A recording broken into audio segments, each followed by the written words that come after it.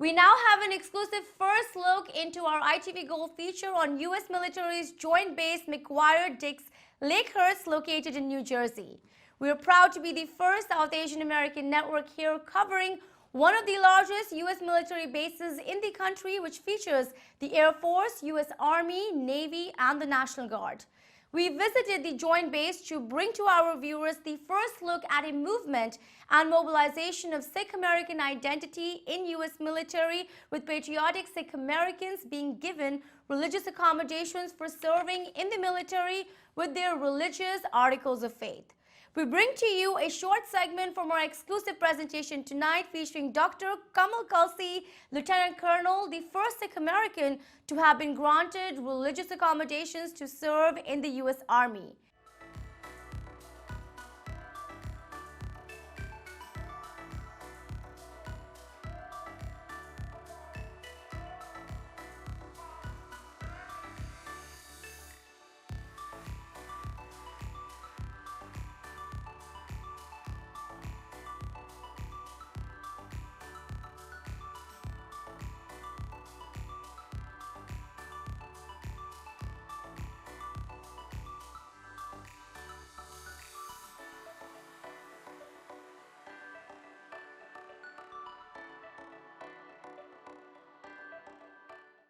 Years of legislation, then getting it approved. Yeah. And now we are here to get more people recognized. How do you feel? Oh, it's great. It's great. You know, I think it's a milestone that we get to celebrate. You know, we 10 years ago where we were compared to where we are today. Yeah.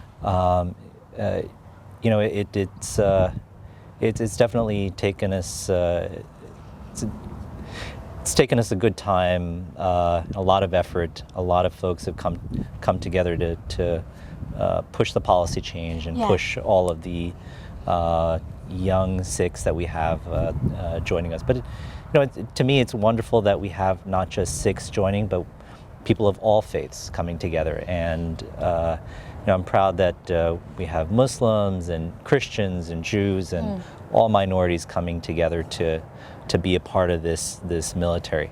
You know, our viewers would know this. We have been following you and all the incredible work you've done to get religious accommodations basically approved for all articles of faith for people from different backgrounds in the U.S. Army.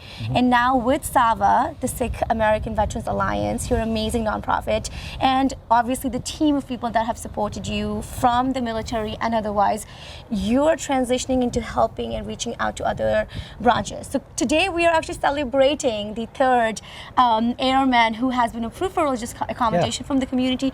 Talk to me a little bit about you know, that focus that was yours, you know, really focus on reaching out to the other branches.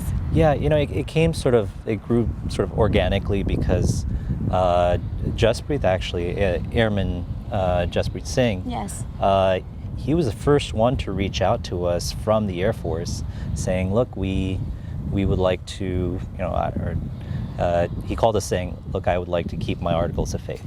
And so he told me his story, and I'm sure he'll share his story with you, but a very, very passionate young individual, and it was a very emotional story.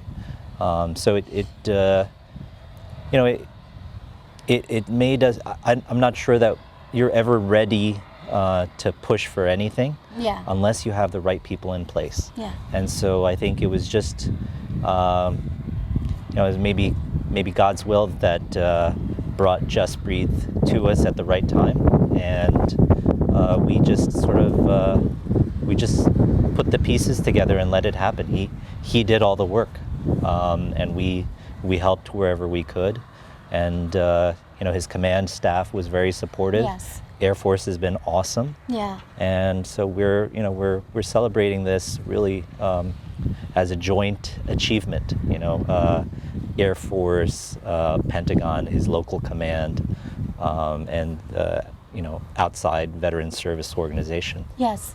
So in terms of when we're talking about the fact that, you know, the Air Force has now accommodated 3 members of the Sikh American community into their bases, and you have, you know, some incredible, you know, amount of, you know, personnel that are now serving in the U.S. Army.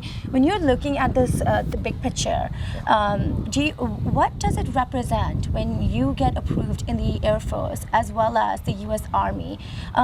You know, if I was to ask in terms of SAVA, what is the word that we're trying to put out by doing these efforts, and what should the community perhaps learn from that?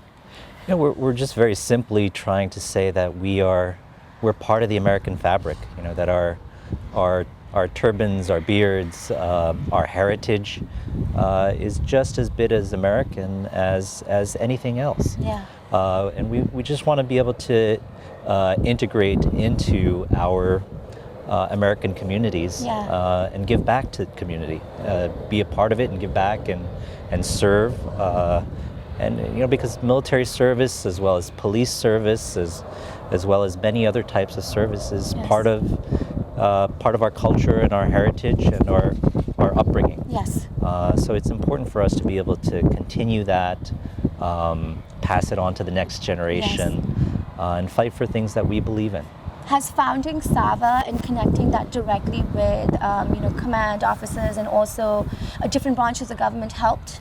Yeah, absolutely. You know, it certainly helps me. Because there wasn't any nonprofit for Sikh Americans serving in the military before this, right? Right. And not just Sikh Americans, but really minorities in general. Okay. Really, there are only a handful of military service organizations dedicated to religious minorities such as ourselves. So we saw the gap, the need, and we decided to fill it. And we now are a national organization. We've got a tremendous amount of work and